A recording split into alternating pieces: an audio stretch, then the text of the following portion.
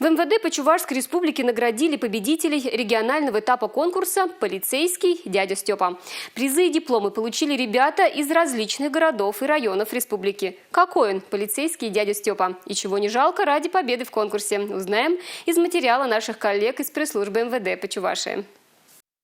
Конкурсу детских поделок «Полицейский дядя Степа», который МВД России ежегодно объявляет в преддверии Международного дня защиты детей, многие участники начинают готовиться заранее. Ведь чтобы расположить жюри, состоящее из представителей общественного совета при МВД, нужно не только потратить много пластилина или цветной бумаги, но и проявить фантазию и творческий потенциал. Это только первые ваши шаги, только первые ваши победы.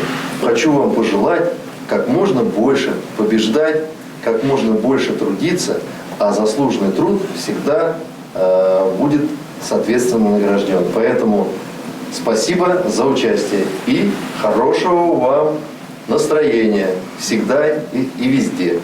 Все победители конкурса получили из рук министра внутренних дел Республики Виктора Шмиткова и председателя общественного совета Валерия Андреева дипломы и ценные подарки.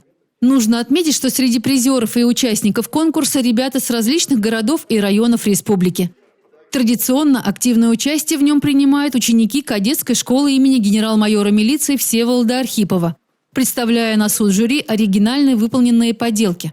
Вот и в этом году Чувашу на всероссийском этапе конкурса будет представлять дядя Степа из фанеры, держащий в руках салфетку с чувашской вышивкой и каравай.